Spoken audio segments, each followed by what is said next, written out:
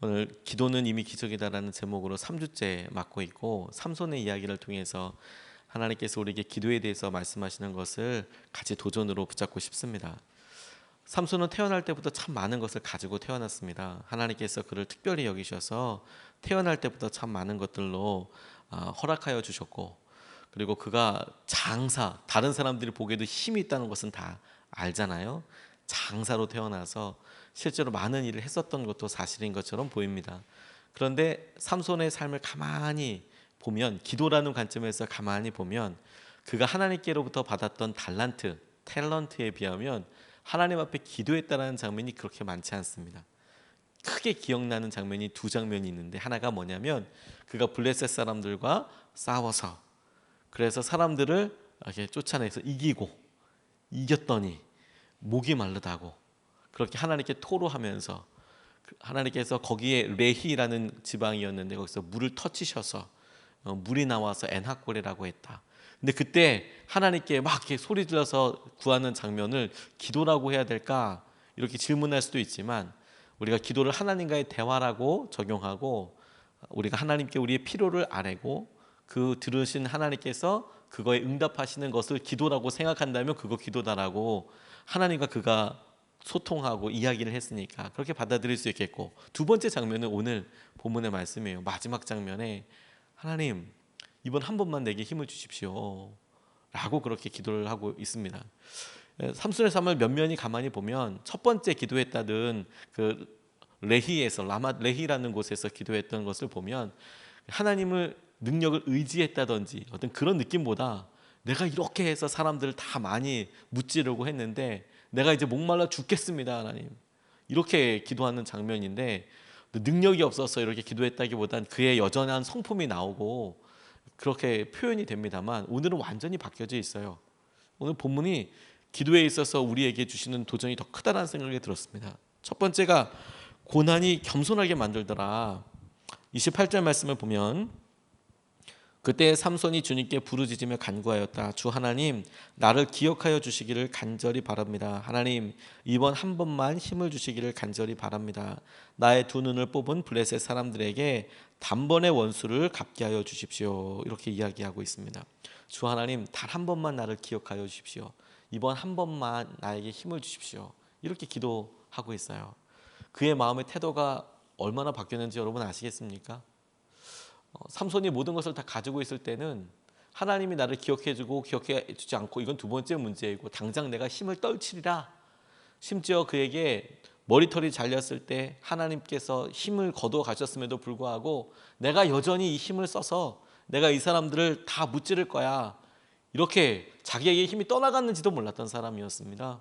하나님이 나를 기억해주고 기억해주지 않고, 이건 아예 관심도 없었던 것처럼 보여질 만큼 그렇게 자신 있게 행동했던 사람입니다.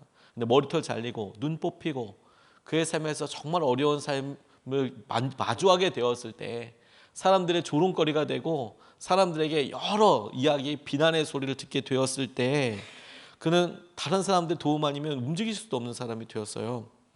그래, 당연했던 힘이 사라지고 아무것도 할 수 없게 되었을 때에 비로소 그에게 일어났던 변화가 무엇이냐면 기도하게 되더라는 거예요. 그가 당연하게 힘을 쓰고 갖고 있는 것도 많고, 그래서 누가 날 돕겠어, 내가 돕는 거지 라고 생각할 때는 기도하지 않았는데, 이제 그가 다 없어졌다라고 생각했을 때 그의 마음이 기도하게 되더라는 겁니다. 당연하고 생각했던 힘을 구하고 있는 것이 놀랍지 않아요? 평소 때는 그 힘 당연하다고 생각했습니다.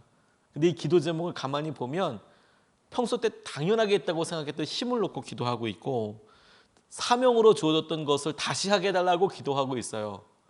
그러니까 전에는 기도도 하지 않고 당연한 거야, 나는 힘이 있고 내가 이렇게 사람들 앞에서 힘을 써서 사람들과 함께 싸우고 이기는 것은 당연한 거야, 이렇게 생각하고 있던 것이 마침내 기도 제목이 되었어요. 하나님께서 우리에게 어려움과 고난을 통해서 우리를 이렇게 겸손하게 하실 뿐만 아니라, 그리고 우리의 삶을 마땅히 우리에게 주어진 것에 대해서 우리가 기도하게 되었다면, 저는 그게 하나님께서 우리에게 일어나기 원하게 하시는, 있기 원하게 원하시는, 이렇게 변화되기 원하는 굉장히 중요한 영적인 변화라고 붙잡게 되었어요. 미국의 한 제재소 직원이 갑자기 해고 통지서를 받았답니다. 황당하기도 하고 화가 막 어찌나 나는지, 열심히 일했는데 갑자기 해고되었다고 이야기를 하니까 너무 마음을 지키기가 어렵더랍니다. 내가 얼마나 회사를 위해 열심히 일했는데 고작 이런 대우를 받다니 하며 분노에 휩싸여서 이게 마음이 쉽게 분노가 가라앉질 않더래요. 상사에 대한 분노, 서운함부터 시작해서 가장 먼저 이제 이 분노 때문에 자괴감이 들더래요. 내가 이러려고 여기 열심히 일했나 이런 생각도 들고 힘들더래요. 근데 복수심에 사로잡혀서 내 바로 옆에 같은 회사에 취직해가지고 본때나 한번 보여줘. 여기서 내가 오랫동안 일하면서 갖고 있었던 노하우나 무엇보다도 여기 지금 있었던 거래처들 내가 다 알고 있는데 그대로 싹 들고 가서 그냥 거래처 다 확 해서 여기 피해를 좀 줘? 이런 생각이 제일 많이 들더래요. 내가 어떻게 복수할 수 있을까? 내가 이거 어떻게 이 억울함을 해결할 수 있을까? 별별 생각을 다 했답니다. 근데 몇 달 동안 이 생각에서 막 큰 산과 계곡을 막 그냥 계속 경험한 거죠. 올라갔다 내려갔다 막 분노가 왔다 갔다 하는데 몇 달이 지나도록 그렇게 전부 포기하고 오히려 이 분노의 마음이 상해서 휩쓸려져 있다가 아내가 하도 부담 못한 남편을 보고 이렇게 충고했대요. 당신이 꼭 해야 될 일을 하지 않고 있는 거 아니냐. 당신이 정말 그런 생각과 구직 활동과 이런 것으로 하고도 있지만 진짜 꼭 해야 되는 일을 하지 않고 있는 거 아니냐. 당신 하나님께 진지하게 기도해 본 적이 있냐. 이 일을 놓고 당신이 당연하다고 생각했던 일들에 대해서 당신이 지금 빼앗겼다고 생각하고 당연하다고 있다고 생각했던 것들에 대해서 그게 없어졌다고 고민하고 힘들어할 게 아니라 당신 진짜 진지하게 이것을 놓고 기도해 본 적이 있느냐. 그래서 이 말을 들은 그 사람이 막 분노하고 있다가 아마 그런 얘기를 여러 번 했지 않았을까 싶어요. 근데 몇 달이 지나고 나니까 자기도 마음을 그렇게 다 태우고 나니까 비로소 이제 주님 말씀이 들리는 거죠. 그래서 여태껏 진정으로 기도해 보지 않았던 것을 알고 기도하다 보면서 마음속 분노와 복수심을 떨쳐버리게 됐대요. 그리고 자기가 제재소 이렇게 있다 보니까 나무를 어떻게 쓰고 뭐 이렇게 하다 보니까 건축하는 사람들과 아주 친하게 지내게 되었고 그런 판로들, 루트들 어떻게 해야지 이거 되는지를 조금 더 깊이 알고 있었는데 그러면 내가 제재소 직원으로서 뭐 이렇게 하지 않고 내가 건축업을 시작해 보겠다. 분야 업종을 좀 바꿔서 내가 건축업을 시작해 보겠다. 그런데 건축업을 시작해서 가만히 보다 보니까 당시만 해도 호텔이라고 하면 너무 비싸거나 혹은 아예 가정집을 개조한 이런 데 있다거나 불편하고 그러니까 그냥 사업하는 사람들이 싸고 무엇보다도 좀 건전하게 값싸고 깨끗하고 편한 호텔 한번 지어보겠다 이런 결심을 하고 밤낮으로 일하기 시작했대요. 그래서 세계적인 호텔 체인으로 홀리데이인이 생기게 되었다고. 그런 고민을 했던 사람이 캐먼스 윌슨이라는 사람이었습니다. 우리의 마음에 여러분 하나님께서 우리가 이해하지 못하고 설명할 수 없는 고난을 갑자기 허락하시는 것처럼 들릴 때가 있고 우리가 당연하다고 생각했던 것들이 갑자기 없어졌다고 생각될 때도 있고 그런데 그럴 때 내 앞에 있는 고난의 무게중심을 들고 의미를 두고 있으면 우리의 마음을 이겨낼 수 있는 방법이 없어요. 근데 여러분 삼손의 예를 통해서 우리가 붙잡을 수 있는 교훈과 하나님의 도전이 무엇이냐면 그래서 우리가 기도하게 됐다면 그거 성공한 거구나. 하나님의 뜻대로 이루어지게 된 거구나. 그래서 우리가 납작 엎드리게 됐다면 하나님께서 주시는 은혜를 갈망하게 됐다면 우리가 성공한 거구나. 욥의 고난이 어려운 일을 생겨서가 아니라요. 그에게 당연하게 있던 것들이 사라져 버리면 그게 고난이에요. 은혜라고 생각했던 것들, 당연히 있다고 생각했던 것들이 사라져 버리면 은혜의 장막이 걷히면 그게 고난이에요. 근데 여러분 당연하다고 생각했던 것을 보고 다시 기도하게 된다니까요. 그게 하나님께서 얼마나 놀라운 은혜를 우리에게 주신 것인지를 깨닫고 그게 기도를 통해서 하나님께서 우리를 만나주시고 이끌어가시는 통로입니다. 오늘 주님 앞에 겸손하게 납작 엎드려서 주님 앞에 그런 기도를 함께 할 수 있으면 좋겠습니다. 두 번째로 주목하게 된 것은 무엇이냐면 기도하고 신뢰하게 되었다라는 거예요. 단순해 보이지만 그의 행동이 신뢰하였다라는 것이 제게는 참 의미 있게 다가왔습니다. 29절 말씀, 30절 말씀에 그런 다음에 삼손은 그 신전을 버티고 있는 가운데의 두 기둥을 하나는 왼손으로 또 하나는 오른손으로 잡았다. 그리고 그가 블레셋 사람들과 함께 죽게 하여 주십시오 하고 외치며 있는 힘을 다하여 기둥을 밀어내니 그 신전이 무너져 내려 통치자들과 모든 백성이 돌더미에 깔렸다. 삼손이 죽으면서 죽인 사람이 그가 살았을 때에 죽인 사람들보다 더 많았다. 이 장면을 기도라는 관점에서 이렇게 묵상하면서 이런 생각을 해보게 됐습니다. 삼손이 기도하였는데 하나님께서는 그것에 어떻게 응답하셨지? 우리가 하나님 앞에 간절히 기도하였더니 하나님의 음성이 들려오기도 하고 말씀이 생각나기도 하고 무엇보다도 우리의 기도에 하나님께서 분명히 해주실 거야, 함께 해주실 거야 라는 확신이 들었다든지 이런 것에 대해서 이 삼손과 관련된 이 본문은 어떤 표현을 하고 있지 않습니다. 삼손이 그렇게 부르짖었어요. 부르짖었고 응답이 어떻게 되었다고 이야기하지 않습니다. 그런데 그의 다음 행동이 뭐였냐면 그가 그렇게 하나님 앞에 기도하고 기둥 앞으로 간 거예요. 데려가서. 그리고 그 기둥들을 붙잡고 다시 한번 외치면서 힘을 다하고 있는 장면이에요. 하나님께서 그에게 나타난 힘을 통해서 그의 기도에 응답하셨다라는 것을 우리가 알 수 있습니다. 그가 그렇게 외치고 간절히 구한 다음에 그가 기도했더니 실제로 힘이 나서 이 사람들과 함께 죽게 되었다. 삼손의 기도대로 이루어진 거죠. 그렇게 이루어졌는데 그런데 여기서 주목해야 될 게 뭐냐면 머리가 얼마나 자랐는지 그게 크게 의미가 없는 거였어요.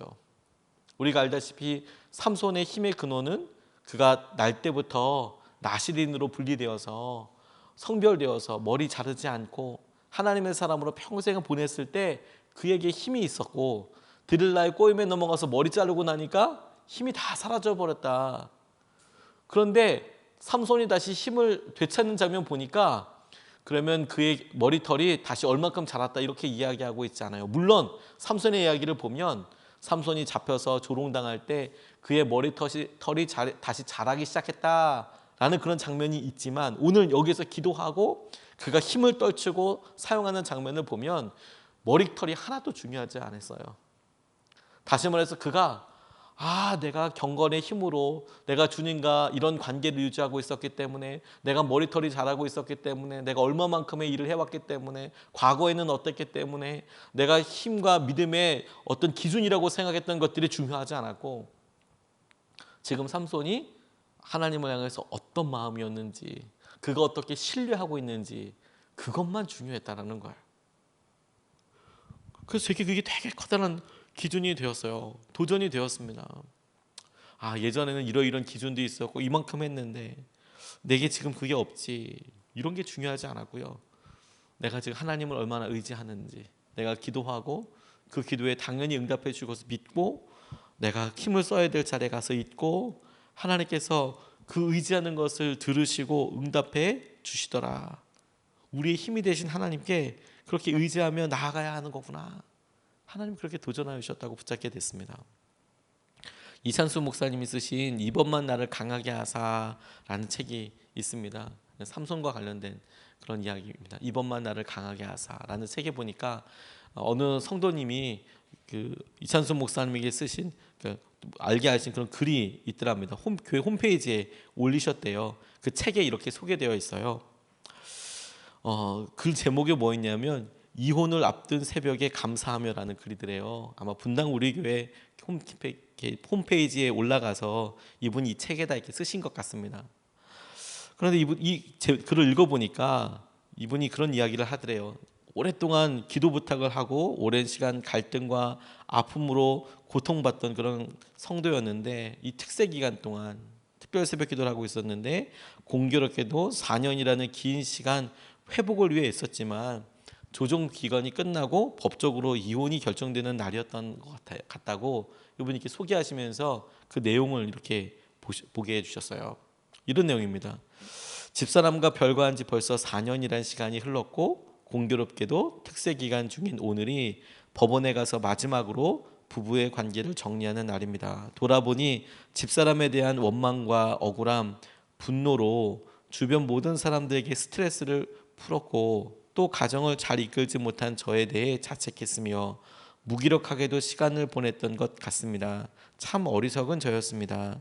특세 기간 중에 목사님이 삼손처럼 두 눈이 뽑히고 그제야 깨달으면 어떻게 하냐고 말씀하실 때 어찌나 마음이 뜨끔하였는지 모릅니다. 저도 제 가정이 깨어지고 나서야 소중함을 알았기 때문입니다. 오늘 말씀을 듣고 그래도 감사할 일이 얼마나 많았는지 뒤늦게 알게 되었습니다. 제가 별거한 첫 해에 마음이 너무 힘들어서 아무것도 아닌 일에도 짜증과 분노를 표출해도 묵묵히 들어주시고 기도만 해주시던 어머니, 술 잔뜩 먹고 들어와도 아빠가 좋다고 아들이지만 딸같이 옆에 찰싹 달라붙어서 학교에서 있었던 일을 조잘조잘 얘기해 주었던 제 아들, 언제나 시간에 상관없이 마음이 힘들 때 부르면 나왔던 친구, 하나님이 이렇게 숨 쉴 수 있게 해주셨는데 제가 너무 몰랐던 것 같습니다. 목사님이 설교 중에 내비게이션으로 예를 들면서 비록 잘못된 길을 가더라도 그 자리에서 다시 한번 옳은 방향으로 가면 되지 않겠냐고 말씀하셨을 때 얼마나 감사했는지 모릅니다. 그래서 이번 일을 계기로 저에게도 성령의 내비게이션이 자리 잡았으면 좋겠습니다. 지금은 비록 가정이 깨졌지만 이제 되돌릴 수 없는 과거에 대한 미련은 버리고 새 출발하고 싶습니다. 아빠로서 우리 아들을 더 사랑하며 믿음의 이정표가 되어주고 싶습니다. 그리고 부모님에게는 더욱 효도하고 감사하는 마음을 가지려고 합니다. 제 집사람에 대해서도 아직 완벽히 이해가 되지는 않지만 기도하려고 합니다. 감사와 평안을 느낄 수 있게 하나님께서 예배로 집사람을 만져주시기를요. 하나님 이번만 아니 이제부터 저를 강하게 하여 주시고 어떠한 일이 생겨도 흔들리지 않고 바울처럼 자족할 수 있게 도와주세요. 이렇게 홈페이지에다가 글을 남기셨다는 거예요. 저는 삼손 이야기와 이 삼손 이야기를 하나님께 어떻게 삼손이 기도했고 하나님 어떻게 응답하셨는지를 이렇게 가지고 묵상하면서 이 이야기가 생각이 났어요. 근데 이 이야기 중에서도 그가 어려운 일을 당하고 그 어려운 일에 당해서 그의 마음이 참 힘들고 역경 가운데 있었지만 하나님이 그의 마음의 영적인 감각을 열어주시고 어떻게 하게 됐냐. 그가 그 사람들에 대해서 자기 아내에 대해서 기도하는 사람이 되었을 뿐만 아니라 마침내 그의 마음이 변해서 그가 기도하게 된 대로 이제 힘을 내 보는 것이죠. 감사할 뿐만 아니라 내게 있었던 감사의 제목을 깨닫고 그리고 그렇게 하나님께서 응답하실 것을 믿고 신뢰해서 한 걸음 더 나아가게 되는 거예요. 내가 믿음 생활이 되기 위해서는 이런 일이 있어야 돼. 선결 조건으로 이렇게 돼야 돼. 내가 예전에 그런 모습을 회복돼야 돼. 거기에 중심이 있는 게 아니고요. 지금 우리 가운데 함께 하시는 주님을 내가 얼마나 믿고 있는지, 얼마나 신뢰하는지, 그 주님께서 내게 힘으로 역사하실 것을 내가 의지하고 결단하는 것, 거기에 주님의 은혜가 있고 기쁨이 있습니다. 오늘 우리가 그 주님을 함께 붙잡을 수 있으면 좋겠습니다. 오늘 두 가지 말씀을 같이 나눴습니다. 첫 번째는 우리가 기도하게 되었다면 성공한 건데요. 우리의 마음이 여전히 주님 앞에 있게 되는 건데 고난을 통하여서 우리를 겸손하게 만드시고 우리를 이끌어 가시는 분이 주님이십니다. 두 번째, 우리가 기도하고 그 기도한 대로 신뢰하며 오늘도 나아갈 수 있으면 좋겠습니다. 하나님께서 우리에게 기도의 어떤 조건을 채우기 원하시는 것이 아니고요. 다시 그렇게 힘을 떨치고 믿음으로 살려면 머리가 예전만큼 길어야 돼. 이거 다 부질없는 생각입니다. 왜냐하면 그 힘을 주신 분이 하나님이시잖아요. 예전처럼 그렇게 그런 일들이 있어야지 우리가 다시 믿음 생활을 제대로 할 수 있어. 이거 하나님 주신 마음 아닙니다. 하나님을 의지해서 이제부터 나를 힘을 더하여 주십시오. 은혜를 더하여 주십시오. 우리가 이렇게 같이 기도하고 싶습니다. 두 번 나눠서 같이 기도하는데 첫 번째로 이렇게 기도하겠습니다.